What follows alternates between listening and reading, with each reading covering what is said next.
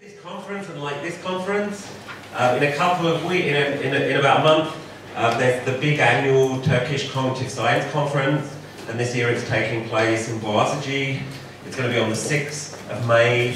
It's the International Symposium on Brain and Cognitive Science. It's been going for 7 or 8 years. It's a big annual CogSci event. So if you come, you get to meet a lot of the Turkish CogSci community. And there are poster sessions, and I just got an email a few hours ago from my friend who's running the conference saying that the deadline for abstract submissions is in 2 days, on the 10th of April. So if there are any students here in particular who have got projects they're working on and have a poster idea, then please do submit an abstract. Everyone's welcome, it's going to be a great event. The keynote speakers are Patrick Haggard from UCL and Ash Asuda from the University of Oxford. He's doing cognitive science with category theory, which sounds quite interesting. And if there are any students coming from Ankara, it's possible we might be able to find graduate students from Boğaziçi who may have a sofa to stay on. So if there are people coming from Ankara, you can get in touch with me and we can see if we can patch you up with some graduate students. So that's Sunday the 6th of May, and it should be a lot of fun. Okay. And I think that conference has a sufficiently different audience that you could even reuse your poster. Yeah, that's the different audience.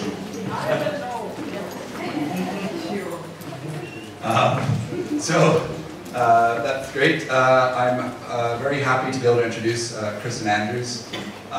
Kristin is a full professor at York University. I first came across Kristin's work in graduate school, which was quite a relief for me because it helped me to appreciate that if I wanted to take a quite extreme view on social cognition, there were at least a few other people doing it, which validated that. And so today she's going to talk to us about her the most recent evolutions in her thinking, which is excellent for myself.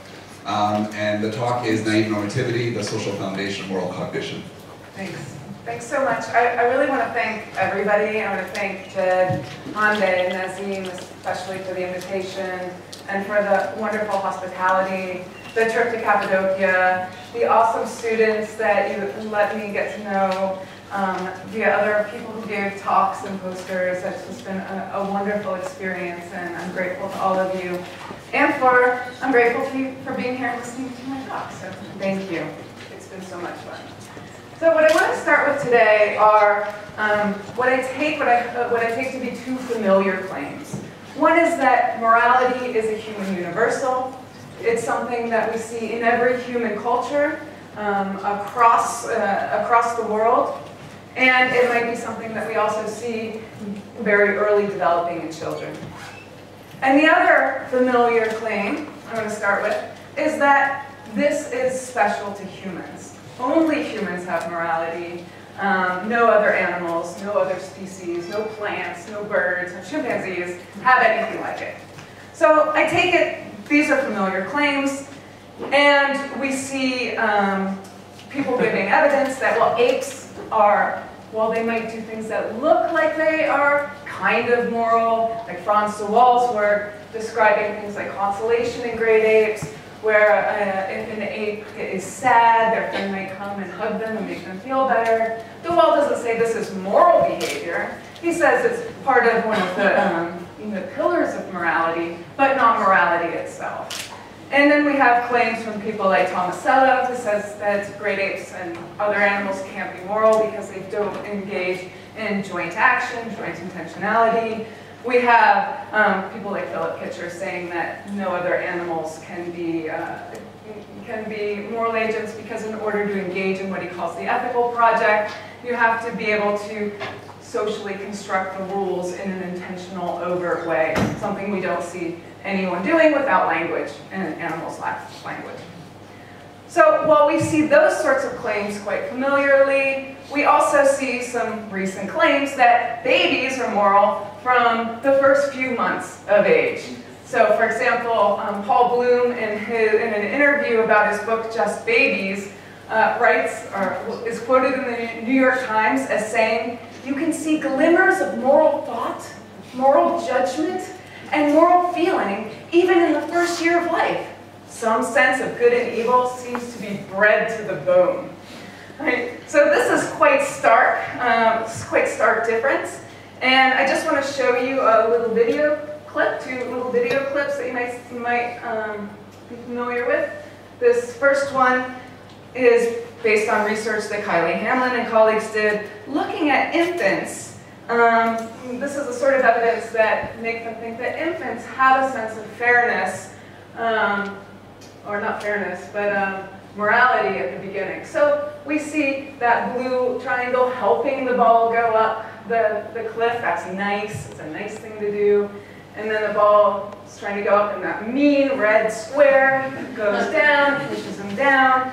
And so if infants are then given the choice of playing with the mean square or the nice triangle, they choose the nice triangle. They give the nice triangle cookies. They don't give the red square cookies, so on and so forth. And this is some of the evidence that's been given to defend this sort of suggestion that infants are good to the bone, good in the bone. But if that's evidence that infants are good in the bone, if that's evidence that infants are good in the bone, I want to show you the procedure. Oh, sorry, it's a bonobo. It's not a kid. So this bonobo was shown that stimulus, and then the bonobo gets to choose to play with the red square, the hinder, or the helper. And guess what the bonobo chooses to play with? The hinder. So bonobos reliably also react to these stimuli. They see hinders and helpers differently, but instead of preferring someone who's a helper, they prefer the character who's the hinderer. And so Christopher Croupennier and Brian Hare, who published this work earlier this year, claim that this is evidence that bonobos have a preference for the dominant individual, and that this is not a moral behavior, they say, but is perhaps a normative behavior. So I find this an interesting contrast in these 2 cases, because in one, because what the kids were doing matched our opinion about what's good and what's bad, we say it's moral. But because the bonobos don't match what we think is good or bad, we say it's amoral or try to explain it away. And then if we look more at the chimpanzee, what we know about chimpanzees, we see, yeah, sure, chimpanzees seem to countenance dominance norms in this recent study. But we also seen some work I've done with Sarah Vincent and Rebecca Ring that chimpanzees and cetaceans exhibit moral foundations. So looking at Jonathan Haidt's moral foundations theory, where they look at the different sort of moral practices and behaviors that you see across cultures, we find evidence of those same sorts of behaviors in these 2 different taxa as well.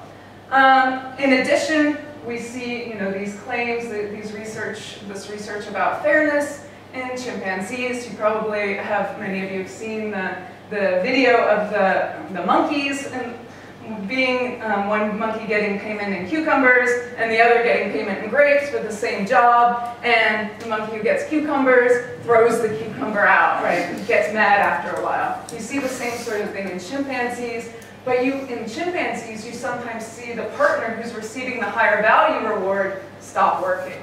So there's some sort of evidence that there's a solidarity going on in that case as well. But then you also get claims that chimpanzees lack punishment. And this is Keith Jensen's work, this is lab work done at Leipzig. That they see that these chimpanzees are in fact not willing to punish in a third-party sort of situation. So we have these kind of pro views about some behaviors that look like morality, some con views that look like it's not really morality. You get Kitcher saying there's no morality, you get Mark Rowlands arguing that animals are moral. And this debate really seems to amount to a question about what counts as moral behavior, right? What is going to count? And there's, that's an important question. It's not my question. It's not I think the question that's most productive to ask at this point right now. So rather than asking whether apes or babies are moral agents because they're engaged in the right kind of behaviors, rather than asking whether they are engaged in moral practice or any of these things, what we could do is ask a more basic question, and that is whether they have the capacity for normative cognition. So look for cognitive structures that we would expect to exist in any instance of moral cognition, and then examine that in the other in grades. So what I want to do with my time today is, I think, give you what I take to be a very simple argument. Very straightforward argument. This is my argument. So there you go. Premise 1, social cognition is a form of normative cognition. Premise 2, apes have social cognition, therefore apes have normative cognition. Pretty straightforward. In order to do this, to defend this argument, I first want to talk about norms and what norms are. And after I've done that, I'm going to talk about social cognition, my account of social cognition, which shared with the versions of which are, I think, becoming more widely shared than when Jed was in grad school, thankfully. And then we'll look at great apes, we'll look at chimpanzees, and see to what extent they have these features of social cognition I've identified. All right? You ready? All right, let's do it. So norms. What are norms? Seems like it might be a straightforward question, not so straightforward. So we can start by thinking about norms as patterns of behavior, right? So what is the norm in Turkey when you get a tea from somebody? What is the norm when you go to the bank? What is the norm, in all of these different conditions? They can be patterns of behavior. When I walk into, when I ask a question at a talk, I say thank you for your talk as a norm of politeness, right? That's just a pattern of behavior. But it has to be more than a pattern of behavior because we see patterns of behavior everywhere. So what kind of pattern of behavior? Well, Prada and Stitch argue that it's a pattern of behavior that has a function of serving as a rule. It's not just description, but it has some sort of force as a rule. What sort of force? They have a whole theory about.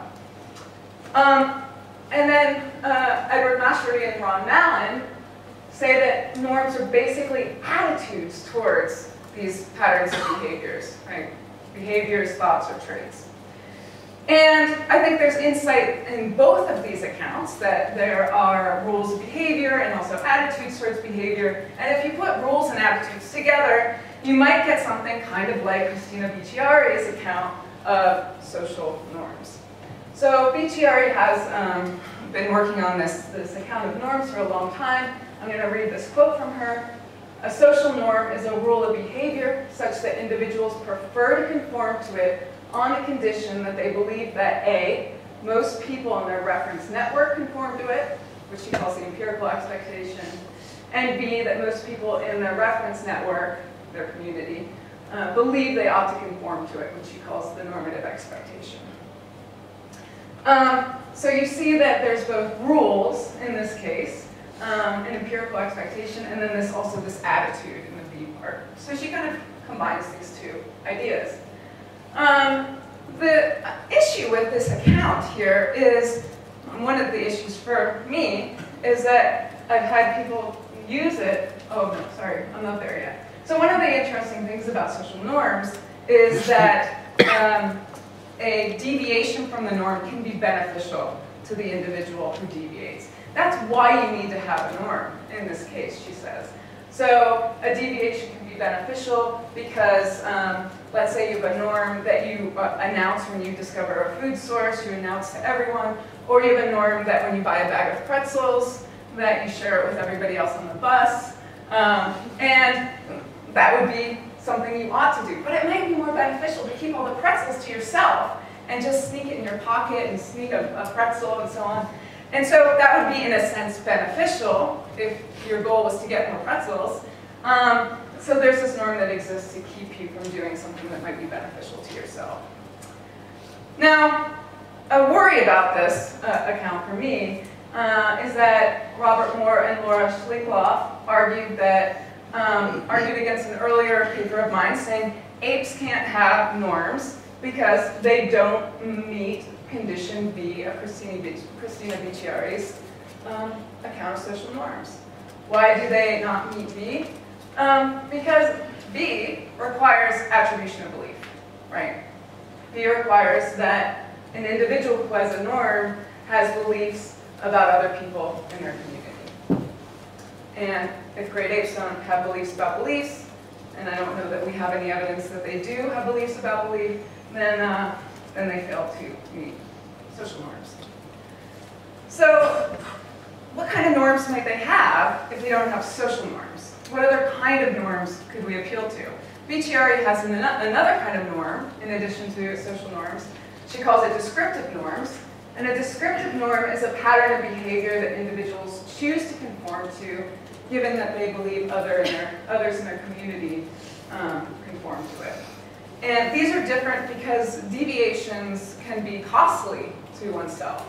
So an example of a descriptive norm would simply be something like, we all sleep in nests. I'm going to follow this norm and sleep in a nest. And if I decided not to sleep in a nest, then I might get eaten by a tiger, and so that would be costly to me. Or another example, an example she gives is in linguistic utterances. I use a word in a certain way because you all use it in a certain way. That's just a descriptive norm. But if I decide to start using the word theory of mind to mean, dancing on a piano, then you're not going to understand me when I'm talking anymore. So I'm losing, that's very costly to me because I'm losing the ability to communicate with you. But that doesn't seem to account for what I'm interested in either. This is not going to get us, a descriptive norm isn't going to be enough, I think, to get us something like normative thinking. I'm just doing this because it's going to be valuable to me. So the norms that don't fit into either category are going to be norms where that I'm describing as animal social norms. So taking Bicciari's social norms, I change the requirements to take away the mind reading requirement in her account. And I do this because I don't think you need mind reading in order to have social norms with the same kind of normative force that she's interested in. Because I don't think you need to mind read in order to do these sorts of things, the way I think that Marco was talking about at the beginning of this workshop. So the account of animal social norms that I'm presenting has these three parts. First of all, there's a pattern of behavior in place. Now this pattern can be described as a rule, but it doesn't mean that the community has to articulate the rule. Here I'm inspired by Hannah Ginsberg's work. You can have a rule and obey a rule and be irritated by deviations against the rule without being able to say what the rule is. And this is true of some human norms. So for example, they have a picture of talking norms in humans. So we have talking norms that vary from culture to culture, how far away you're allowed to. You have to stand from someone when you're talking to them. If you go into a new culture and someone stands very close to you or very far from you, it feels very uncomfortable, and you adjust your behavior accordingly. But you might not have ever known that this was a norm that you had until it's violated. And your response to the violation of this norm is your physical movement, your behavior. And that's the sanction. The sanction is just stepping away from the person who's too close or stepping forward to the person who's too far away. So there's a pattern of behavior in place that might be seen as a rule. Individuals choose to conform to this pattern of behavior. This is something that humans can decide to do, and that we see other humans, we think of them as intentional agents who make these choices. And that individuals expect that others in their community will also conform, and that they'll sanction those who don't conform. Right? So you get all of the same sort of normative force as you did with the Bicciari social norms without the metacognitive theory of mind requirement. All right. So I want to suggest that there's some candidate non-human animal social norms that exist as well, and this is just looking at the case of chimpanzees. One example is infanticide avoidance. So for example, in chimpanzees, infanticide is pretty rare, but it does happen sometimes. When a male starts mishandling an infant, that chimpanzee females will wahoo, will vocalize, will sometimes intervene. So there is a sanction in the behavior of the chimpanzees. Treatment of infants, Frans de Waal talks about treatment of infants. Infants can get away with a lot more than juveniles or adults. Chimpanzees can climb all over the alpha male and even steal some food. But if you're a juvenile, forget about it. You can get punched in the face for the same behaviors. Another example of a candidate non-human animal social norm is helping. So Wernicke and Tomasello's famous work involve work on whether chimpanzees can understand whether someone is unwilling versus unable. The Wernicke stuff was about active helping. So he had these videos of chimpanzees and a human, and Felix are cleaning the table. Felix is cleaning the table, and he drops a sponge, and then he's like, oh, I can't reach it, and the chimpanzee picks it up and gives it to him. Okay, so that might be a sort of candidate animal social norm. Feeding rules, things like reporting when I've found a food source, which is something you see in chimpanzees. Social structures, so for example, dominance hierarchies and leadership styles. This is something Frans de Waal talks about. John Matani does work on chimpanzee wars, and some chimpanzee communities live in very close proximity. And Matani studies this very large community of chimpanzees in Ngogo, and they like to hunt monkeys, but monkeys get overhunted, like anyone who hunts and fishes, you do some overhunting, and then they have to expand their territory, but their territory is already inhabited with other chimpanzees, and so these chimpanzees the males will get in single file line and walk very quietly along the edge of the territory. And if it seems like there aren't too many other chimpanzees there, they'll start going into encroaching in the territory, and they will kill and castrate males, and they will steal females, and then they will take over, enlarge their territory. And then they can eat more monkeys. So that's another possibility of a social norm war sort of social norms, animal social norms. Research distribution is another possibility with the fairness experiments. And then the non-functional social markers, I'll show you a picture later of a chimpanzee who liked to put a piece of straw in her ear, a wild chimpanzee, and then everyone else started putting straw in their ear too. And they just walked around with straw in their ear. Because why? It's cool to put straw in your ear, I guess. Or maybe it just feels good and everyone discovered it felt good. But once this female stopped putting straw in her ear, no one else did it anymore either. So I don't know about the feels good alternative hypothesis. So I'm not saying that these are animal social norms. I'm saying these are some examples of the sorts of things we could analyze based on this animal social norm criteria. We would need more empirical evidence in order to know when animals engage in these behaviors, what sort of expectations they have, how they respond to violations of them, and so on and so forth. And then I have a picture, I should have given you a trigger warning, of a male chimpanzee eating a baby. This was something that was just reported last year by Nishi, and I sent him an email and asked him to report more information so I could try to figure out whether it was an animal social norm or not. And he said things were just happening so quickly, it was very difficult to tell. Everyone was yelling and excited, but he said they were yelling and excited the same way they are yelling and excited during a monkey hunt. So it wasn't clear what was happening, why these things were happening. Because it's so rare, it's hard to, you don't have a video camera on this as it's happening. You don't expect it. Another kind of animal social norm that I love, and it's not chimpanzees, but I'm going to tell you about it anyway, is this study that Erica DeWall did with these vervet monkeys, free-ranging vervet monkeys. She was studying mother-infant transmission of behavior, and so what she did was had some corn that these monkeys like to eat, and she dyed some of the corn pink, some of the corn blue, and for two of the communities, she made the blue corn taste disgusting when she first introduced the colors. The other two communities, she made the pink corn taste disgusting when she introduced it. And then she continued to provision these 4 communities without any of the corn being disgusting anymore. But the blue groups ate only blue corn, the pink groups ate only pink corn. And then the infants learn to eat the blue corn in the mother blue corn eating group, and likewise in the pink eating group. So that was interesting. That's what she expected. You'd see social learning in this vertical transmission chain. But then this really cool thing happened. Vervet monkeys immigrate. And what happened is the pink eaters went to the blue eaters communities, and the blue eaters went to the pink eater communities. And I feel like I'm reading a Dr. Seuss book out loud. And what happened is that the vervet monkeys switched their preference. They switched their preference to conform to the group.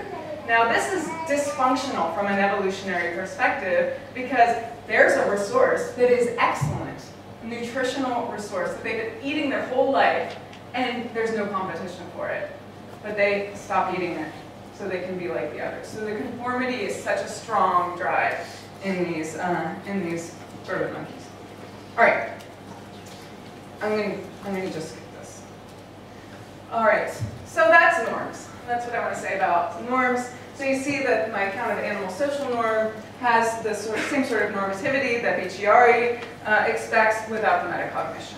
So with that in hand, we can turn to this question about the relationship between norms and social cognition. Now, I think most generally we can say there are two kind of different camps when it comes to social cognition. One camp I'm calling deterministic causal folk psychology. This is the received view. I don't remember what you called it, Marco. Well, it's the referential view. The referential view. Yeah, the referential view. I focus on the kind of causal nature of this view that is really I see it modeled after Hempel's deductive nomological explanation accounts and old-fashioned views of scientific theories. All right, so there's some person, but it's also Humean action theory and Aristotle. So it's all of that sort of stuff. Some person believes some belief and desires some desire, and given some mechanism, be it a theory or the ability to simulate or rationality or teleology or whatever, will act A. And there's just one cognitive mechanism that allows us to act, that causes our action, and that's how we understand others. And I see, a lot of people seem to accept this view, have accepted this view, and endorse this view. Now, over here, there's another view. You see the dates are much later than these dates. So I don't know, Jed, when you finished grad school, but we've got all this nice community of people who are defending something that you might call a normative regulative account of folk psychology, according to which we're able to understand other people, predict behavior, explain behavior by thinking about the norms of behavior that we discover, that we create, that we enforce, and that we use for all these different functions, right? Prediction, explaining, and understanding. And it's pluralistic. There's not one cognitive mechanism that's implicated in every sort of social interaction that we have. The criticisms, the kind of three criticisms that I'll just briefly gesture at when it comes to the causal deductive account are what I've been calling the 3A criticisms. One is automaticity. So Ian Apperly has a couple of studies where he looked to see whether belief attribution is automatic in a false belief sort of scenario. And what he found is that if you give adults a false belief, a moved object false belief task, after the object is moved, then the subject is asked a probe question either about the location of the object or about the belief of the character, and it takes longer for the subject to report on the belief of the character than it takes the subject to report on the location of the object. And what Apperly suggests is that, what he claims is that this suggests that humans are not automatically encoding belief when they're looking at behavior. That's not something that we need to do all the time, the way Jerry Fodor seems to suggest. If we didn't encode people's beliefs all the time, it would be the end of the world.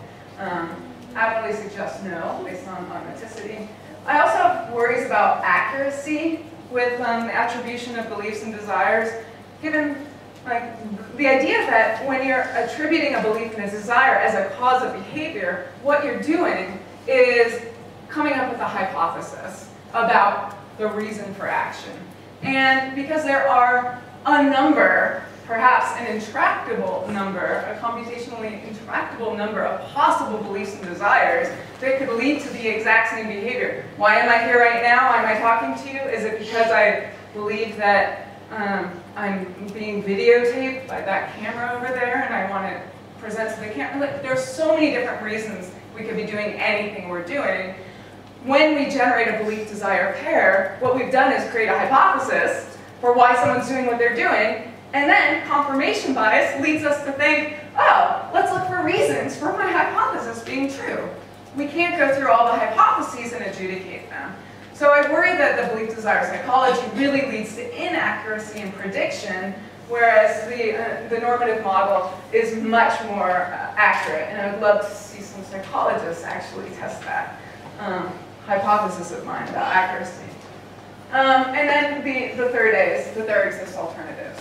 It used to be, oh, this is the only game in town. You're either theory, simulation theory, as Stitch and Nichols said on the deductive causal account. But we have alternatives.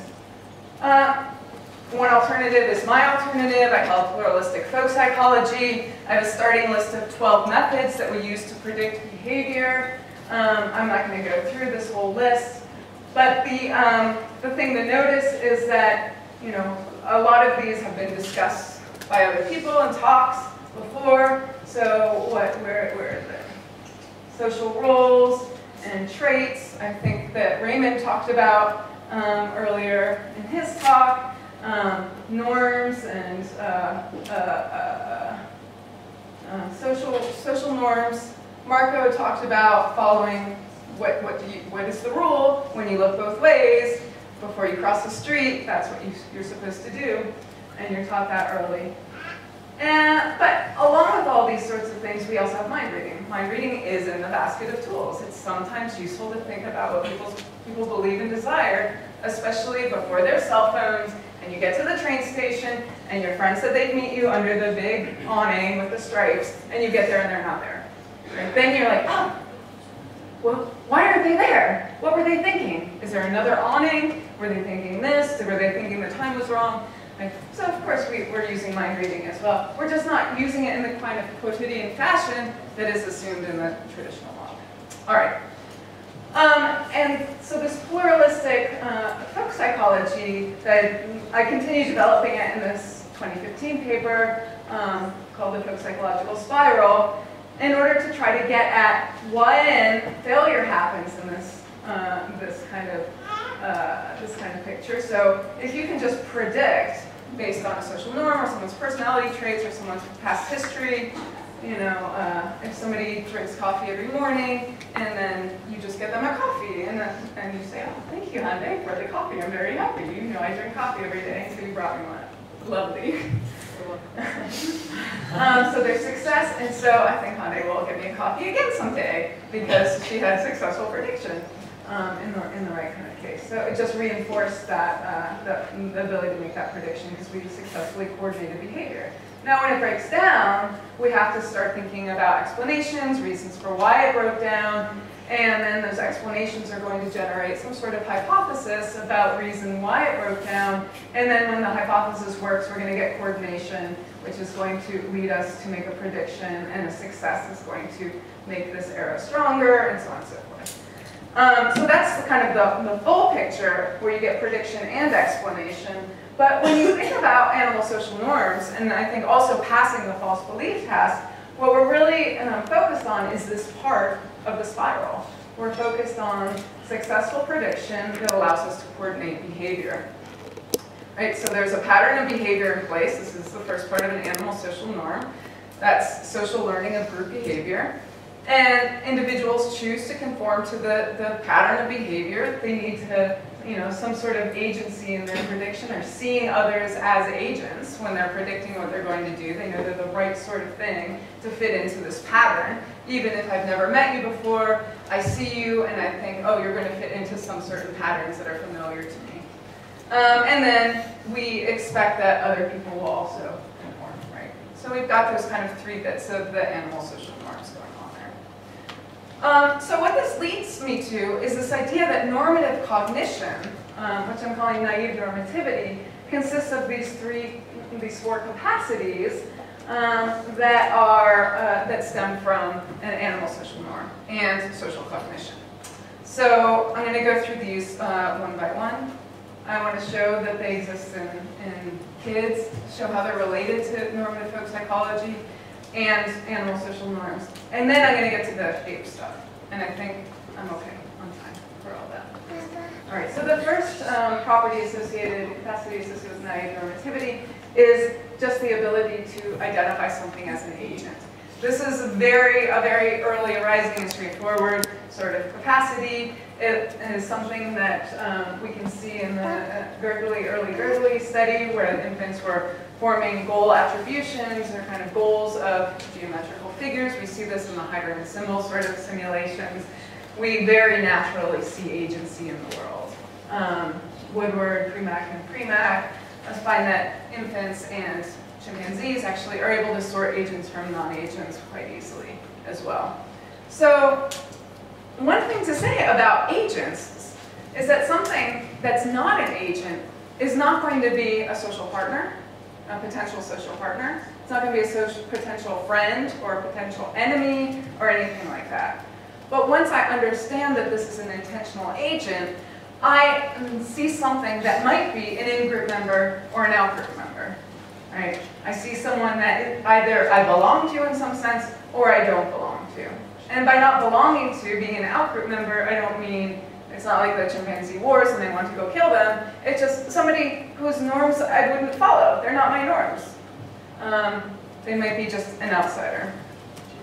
So identifying agents is also necessary for having an animal social norm, given that normative thinking requires thinking about patterns of behavior, and agents are the sorts of things that behave. Other things just move, the agents behave.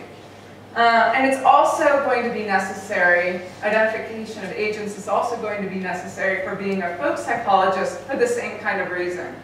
That the objects of folk psychology, the sorts of things we're going to apply folk psychology to, are going to be agents. So that's identification of agency, sensitivity to in-group and out-group. There's a lot of information that infants have a very early developing ability to recognize their mother. It's like your most important in-group member. You're born to a mother, and you're living with your mother. Your mother is all that matters for a little while. And infants are able to recognize their mother's breast, their mother's face, their mother's smell, can distinguish their mother who's lactating from another female who's lactating, can identify their mother's voice from another woman's voice from very early on. And this is a problem that many animals have to solve, but some animals solve them by a process of imprinting, which is not cognitive in the same way as we think this kind of sensitivity in humans is. So the gray-lag goose, who hatched out of his egg, and then looked up and saw Konrad Lorenz, and then imprinted on Konrad Lorenz, and then followed Konrad Lorenz all around his compound. That gray-lag goose was able to solve the belonging problem, which you need to solve to survive as a vulnerable chick or infant, but they solved it through this automatic process. Babies solve it somehow differently, but they're able to solve it somehow. They prefer same-race faces if they're raised with a single race. So this study was done on Caucasian infants. If a Caucasian infant is surrounded by Caucasian parents and Caucasian community, they're going to prefer Caucasian faces. If infants prefer people who speak their own language. If an infant grows up in a monolingual community, they're going to prefer individuals who speak the language of that monolingual community. And infants also expect there to be affiliations between individuals with shared preferences. So if two individuals share the same food preference, they're going to assume that those two individuals are affiliated. Infants also prefer people who share their preferences as well. There's a lot of work on this sort of stuff. So this social norm, the social norms that we have are importantly related to in-group outgroup thinking because a social norm is indexed to one's own reference class, as Michieri puts it, one's own community. My social norm in my community might be different from your social norm in your community. And I need to learn my community's norms, not your community's norms. So,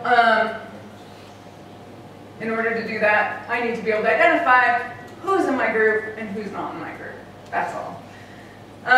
It's essential then for the first part, the first condition for animal social norms, which is recognizing a pattern of behavior that exists among community members. And it's required in folk psychology because you have to form expectations about what others ought to do given their group membership and the situation through both explicit thinking, that can be helpful, but also implicit heuristics can do just fine. All right. 3, social learning of group traditions. In order to have a social norm, you have to be able to learn what to do. In order to predict what people in your community are going to do, you need to be able to learn that pattern of behavior. And we know that transmission of cultural knowledge is very rich among humans. We know it's also very rich in non-human animals. The methods of transmission of cultural knowledge might be different in humans and non-human communities. This is something that's quite up for debate. I think this is an area that requires a lot more cross-cultural work to see how widespread pedagogy, the kind of pedagogy we're familiar with in universities, is in all kinds of human communities. There's some dispute that there's explicit pedagogy in all human communities. And there's also, when you observe non-human animal social learning, it looks like it's non-pedagogical. There are only a very few anecdotes that look like anything like an explicit teaching or correcting of a behavior of another animal. But they learn by observing closely. Orangutans will peer.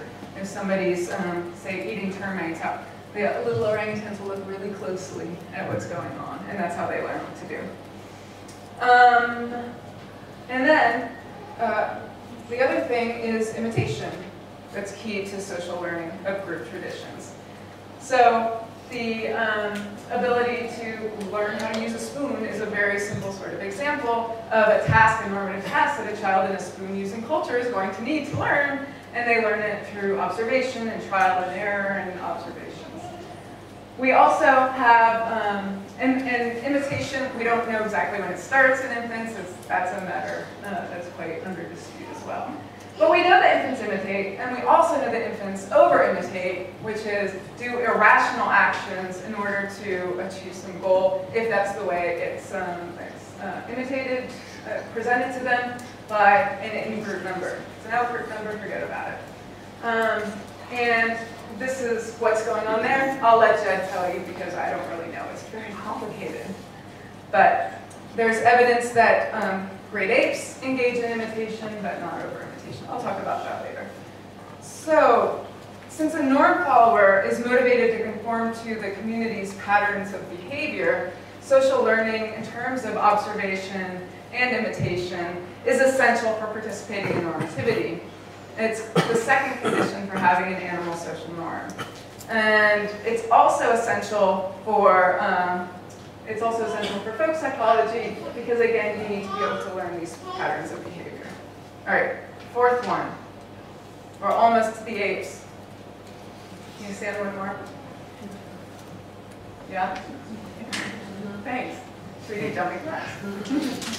All right, so the last one is consciousness of appropriateness. Was I pausing because this is the one I feel the most sketchy about? Maybe. So this is this idea that there's some sense, phenomenological sense, that this is appropriate or this is inappropriate. Now, it's very hard to get at. This is very hard to study. What we can do is look for behaviors that seem to indicate a consciousness of appropriateness, but we can't know exactly what someone is feeling or thinking. So what do? We look for things like punishment as an example. This is the biggest way that people look for consciousness of appropriateness. And as I said at the beginning of the talk, Keith Jensen says, well, there is no punishment. There's no third-party punishment in great apes. We don't see it in other animals. We'll see things like revenge. If you steal something from me, I'll punch you in the face. But if you steal something from my kid, I don't care. Even my kid, I don't care. It's fine. There's some dispute about whether this is seen in great apes. Field researchers anecdotally report that they do see things that look like third-party punishment, but it's not clear. But I want to emphasize that punishment is, this emphasis on punishment is really, I think, problematic. And I think that it represents a bias in the research that's happening. Because there are a host of other sanctions, kinds of sanctions that someone can engage in that's not nearly so visible and that's much more accessible for low-ranking individuals, individuals without power, individuals who aren't able to risk punching someone in the face. You know, so if someone comes up to me and does something inappropriate, I'm not going to punch them in the face. I might not even say anything to that individual. But I might say, my friend, hey, watch out for that guy, he's going to ask you to marry and it would be annoying, and so just maybe don't go under to get an ice cream or bring someone with you. You know, that's a sanction, right? That's something, he might not, it might hurt him, it might not, but that's a kind of sanction. And I think that these sorts of sanctions are things that really come to mind in this Me Too era, where Harvey Weinstein was an open secret among actors. People were whispering and telling stories, and people who knew the stories weren't going to the hotel room with Harvey Weinstein to discuss the potential next project. That's a kind of sanction, and that's a kind of sanction that's underreported in this literature. So another consciousness of appropriateness kind of example would be an emotional response. This also is very familiar. So feelings of guilt if I did something wrong, or feelings of approval if someone does something right, or embarrassment in response to something I did wrong. Right, so those sorts of moral emotions. Those are hard to study across species. Hard to study, I think, even in humans across cultures. There's also, we can say, I think, importantly, consciousness of appropriateness could be demonstrated by coordination of behavior. So when we get things right, when you and I both have the same expectation, and we get things right, there's a satisfaction there in that we've got it right. And when we don't coordinate, when there's a problem with coordination, there's something that looks like it could be a sanction because, like, I'm doing it right, I think, and you're not doing it right, but then maybe you think I'm not doing it right, and so we get this disagreement that occurs in the case of a failed coordination. So I think that's another important place to look that's been under theorized. And then there are things that I'm also less convinced about, and this is like the moral conventional distinction. So children from a very young age seem to make this moral conventional distinction, and if a researcher says, oh, is it okay to chew gum in your classroom, and the kid says, no, the teacher doesn't allow it, and the researcher asks, oh, if the teacher said it was okay to chew gum in your classroom, would it be okay? And then the kid says, yeah, it would. So that seems to be a conventional, awareness of a conventional rule. And if the teacher asks, if the experimenter asks, if the teacher said it would be okay to punch someone in the face, would it be okay? And the kid says, no, not even if the teacher said so, it wouldn't be okay. That's interpreted as the child having a sense of it being a moral rule. I'm not sure about this. Kelly and Stitch and others have challenged this sort of Turiel research and the interpretation of it. But what I find more compelling is that Rakoczy research, when he looks at very young children, 3-year-old children and up, who are given rules to follow, and if a puppet or some other individual violates the rule, the kids will protest, and the kids will try to correct the behavior. So these are the sorts of things that I'm looking at, that I think we can look at empirically in order to try to operationalize the consciousness of appropriateness without getting mired down into consciousness, which is terrifying to me. All right, so those are the 4 aspects of naive normativity. And what I want to do now in the next 10 minutes is show you that we find it in great apes as well. So first of all, this ape identification of agents. I already told you that Premack and Premack said that apes can sort agents from non-agents. I think the most compelling information, the most compelling evidence comes from this study that just came out in 2016, that great apes can pass the false belief test. After 40 years, researchers thought, oh, apes, they're too dumb to pass the false belief test. But no, it turns out we were too dumb to figure out how to make them pass the false belief test. So what do? When they pass the false belief test, it's a standard moved object false belief test, but it's exciting. It's not boring about objects moving here and there. Chimps don't care about that. They care about violence. So you see, this is just you see the King Kong hitting the human, so you've got this idea it's a violent situation, and the human gets a stick, and he's looking, the red dots are the looking behavior of the subject, hitting where King Kong is, and then King Kong runs away. And then in this condition, you see the same sort of thing. The ape runs, the King Kong runs into the other haystack, hit, hit, hit, and then King Kong runs away. And in this case,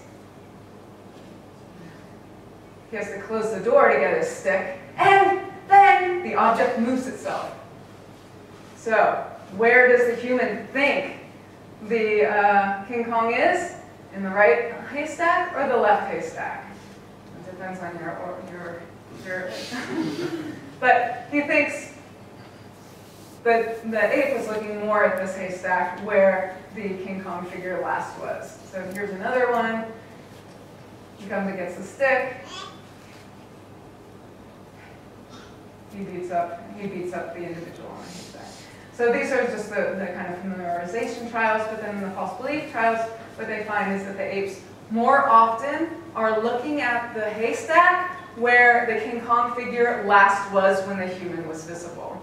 And so this is modeled on the Southgate false belief test with the babies. And they did all the exact same controls and everything. So if you think that Southgate study means that infants have a theory of mind, then you should think that this means that apes, chimpanzees also, apes actually, they claim, also have a theory of mind. And then this was also done published a year later with an active helping task modeled after a children's active helping task. I won't go into that. Now, I don't think that these studies, passing these tests, indicates that the chimpanzees have a theory of mind. I think it indicates that the chimpanzees understand something about agency and goals and movement and behavior and so on. But I think they're alternative explanations. They don't involve attribution of beliefs and desires, which is the way I use the phrase theory of mind. All right. So I'm going to skip over that. So sensitivity to in-group and out-group. I already told you about John Matani's research. This is a picture of the chimpanzees doing a border patrol between their Ngogo community and another community. If war isn't a good example of in-group, out-group thinking, I don't know what is. So that's all I'm going to say about that.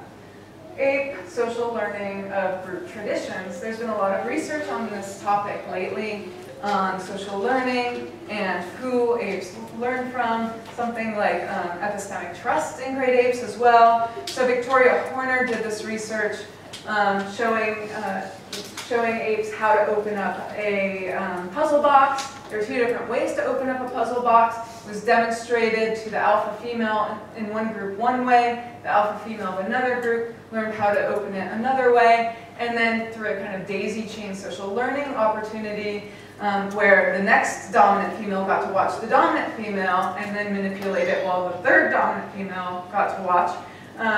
What spread through the communities was different depending on the seated behavior. So one group were pokers and one group were lifters.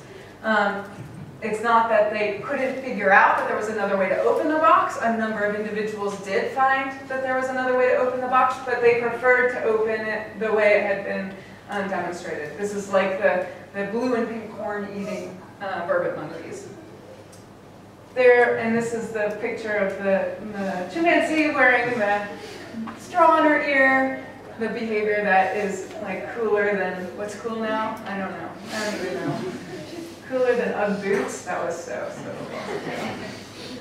and then consciousness of appropriateness. So this is where I have the least amount of evidence on great apes and where I think the most research needs to happen. What I have up here is a picture of an orangutan named Dai, who Anne Russell, my colleague, was working with in an imitation study.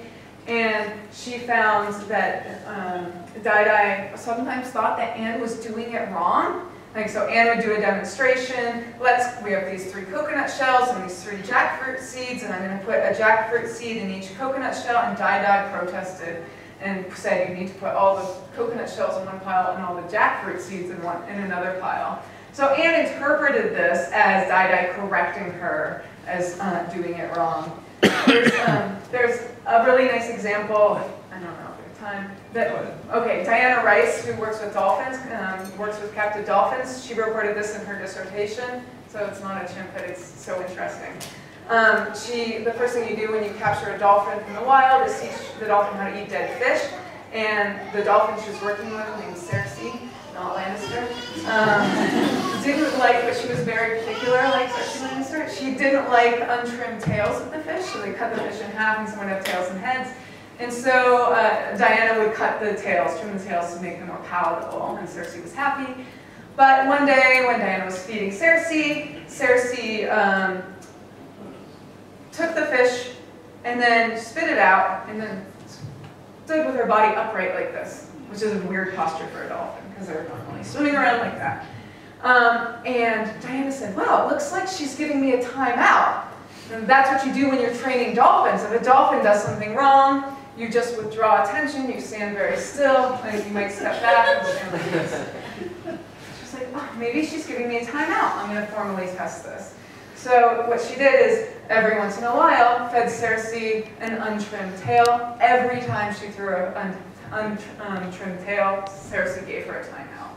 Cersei had been taught the signal that meant no, bad, wrong, something like this, and then she started using it. So I love that case. And there's data on that one. It's in her dissertation. All right, there's nothing like that in apes, though. But what there is paying to watch punishment in apes. So if somebody, and chimpanzees and kids too.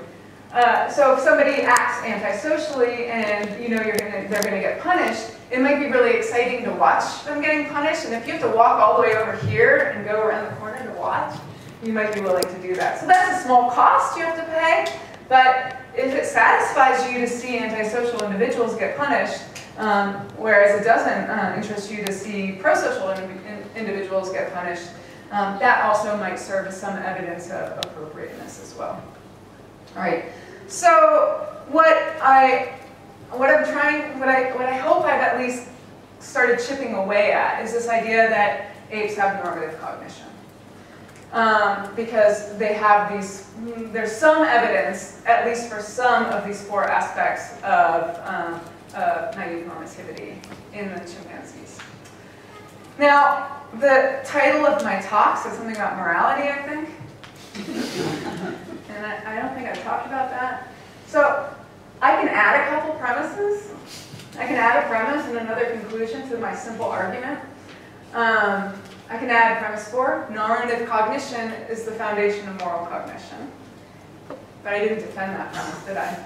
That's my next project. So don't ask me any questions about that one. And then I can make this conclusion that apes have the foundation of moral cognition and put it all together, but stay tuned. Next time, you'll get that one. Thank you for your attention.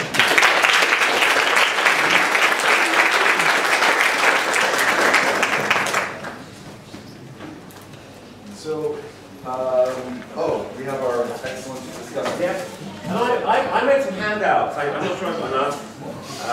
The reason I made the handouts is I've got a bunch of quotes that you haven't seen because they're from the paper and from another. Could someone just hand them around? Can you give me a bunch? I'll take it to the top. Okay.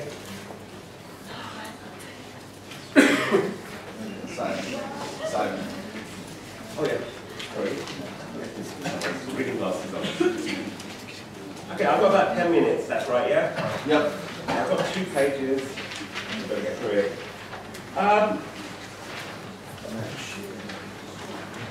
Yeah, so thanks for the talk. I'm very sympathetic. That's sympathetic.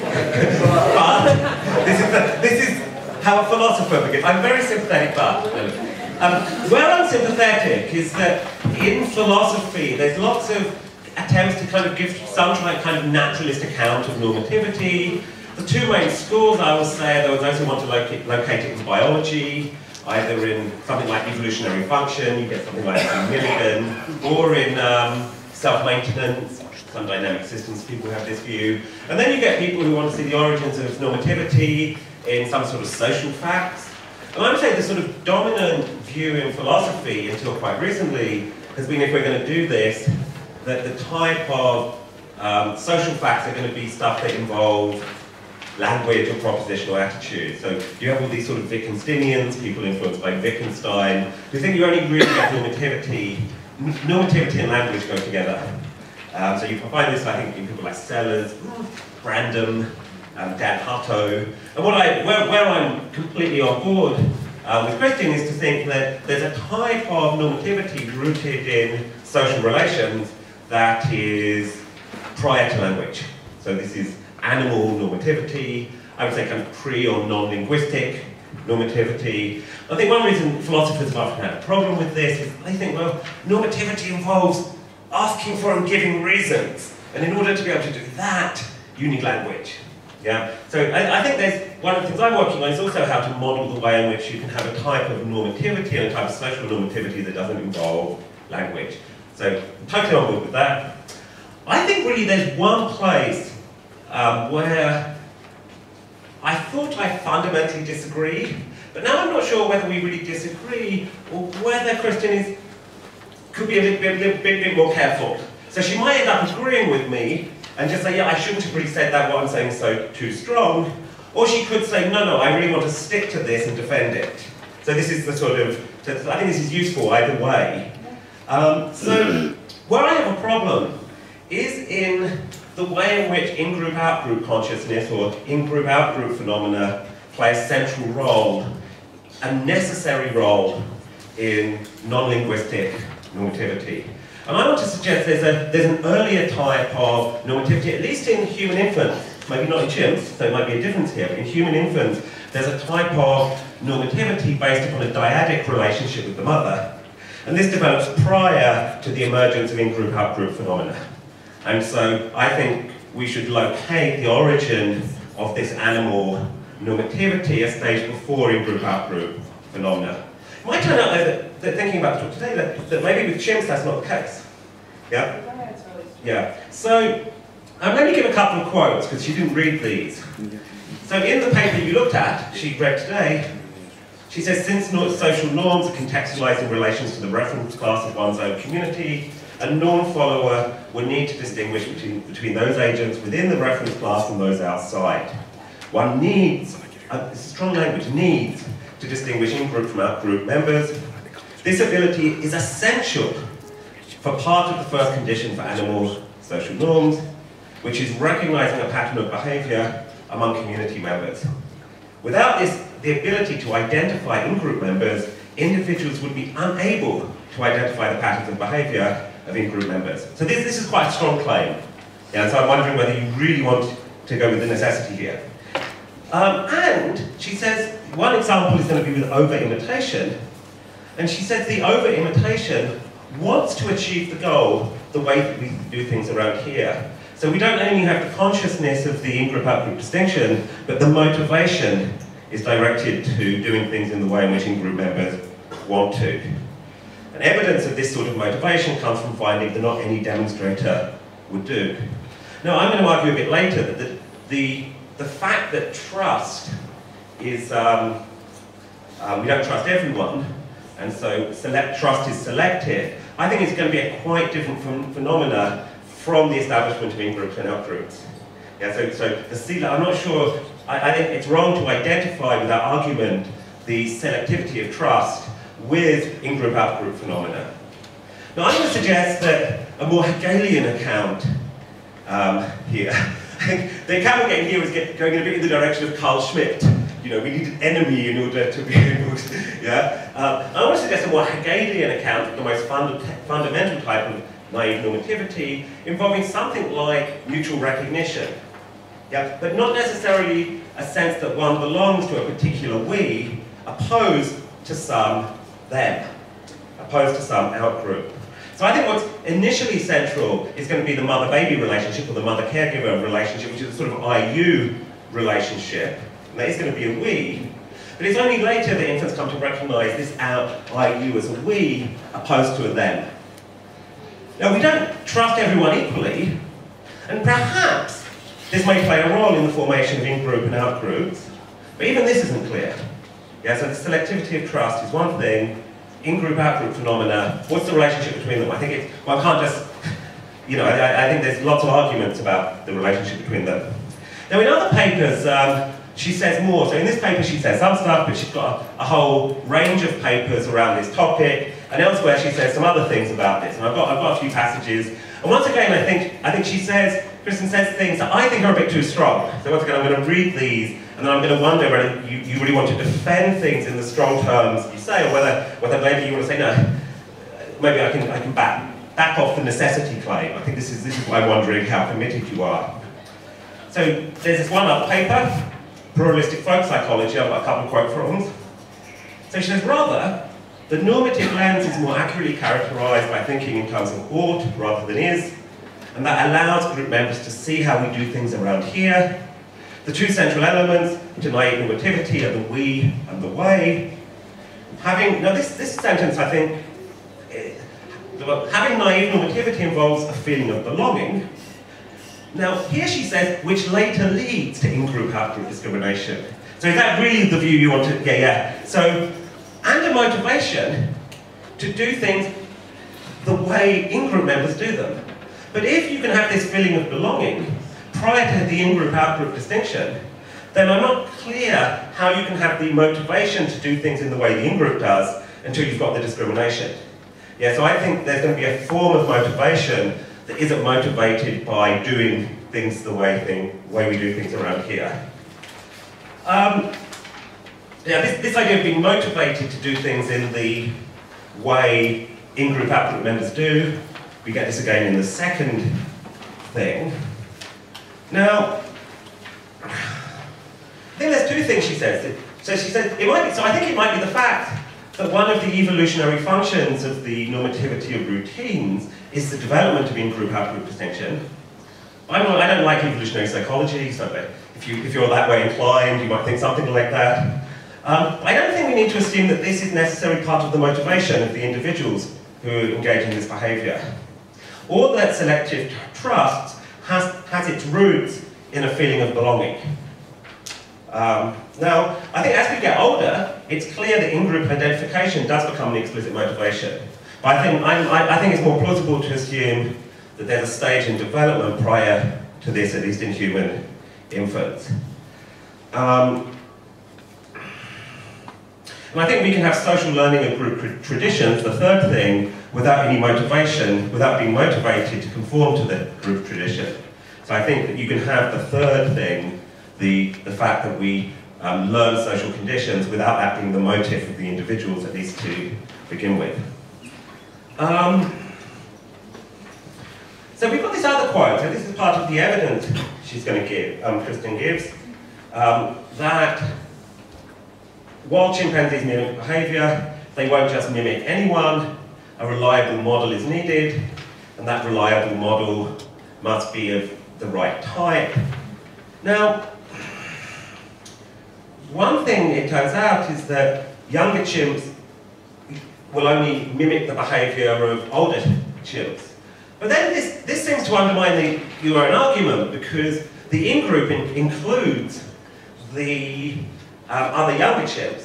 So the fact that these reliability judgments seem to be tangential to in-group, out-group discrimination, because within the in-group, maybe the chimps from the other tribe we just avoid because we're afraid, but within the in-group, when it comes to learning and imitation, and who to trust. I think it's very context dependent, depends on the type of skill. But skill learning, there is a form of discrimination which I think seems to be separate from the in-group, out-group phenomena. Yeah, so I think, so I think I've made that point. So I think that for young infants, certain routines such as dinner time and bedtime routines are normative. Yeah, and these are, and very early on, there are routines with the mother that I think take on a normative role. You get violations of expectations, and I think you can get all of that without any in-group, out-group phenomena. But I see no reason then to think that part of the normativity of such routines stems from recognition that others do things differently. Yeah, I think we start off with the idea that this is how one does things, not how we do things.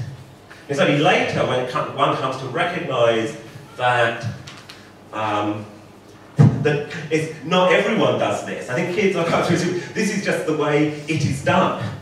So I remember when my niece and nephew came to Turkey and are hanging out with my Turkish cousins, they were shocked that the kids didn't have a bedtime routine. They just kind of hang around and just went to bed, you know. When they get tired, they just fell over and went to sleep. And this was a real shock. It was like, there are kids without bedtime routines. Yeah? So I think for the kids, I'm not convinced that in human infants, that the sort of normativity of routines is based upon these things. And finally, I think there's empirical evidence that in-group attachment, so I think there's going to be three things. I think there's going to be this dyadic thing with the mother and trust, which involves expectations. There's then going to be in-group identification, and only later in development do we get some out-group stuff. And I think there's empirical evidence that in-group attachment and out-group prejudice are distinct. So Brewer argues that strong in-group attachment does not entail out-group negativity. And there's more recent empirical work, Francis Abound, who seems to back this up, showing that in-group attachment in young children, 5 to 6, seems to develop before out-group negativity. So I think there's quite strong evidence, as far as I can see. I think in this area, I think it's quite difficult to evaluate.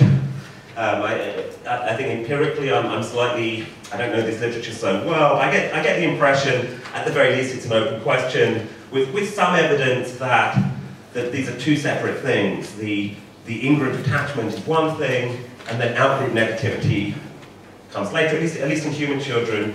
Maybe human children who are brought up in a peaceful society. I mean, if you're being brought up in a war zone, or if you're brought up as a chimp, where there's the other chimps are dangerous, then maybe things would be different. Anyway, I think that's my point. So I'm very, very sympathetic, and this is just the one little bit. And I think for the overall project, Kristin can be sort of non-committal here. Yeah, I think. Okay, sorry, did I go on for too long? Oh, that's fine. Okay, thank you.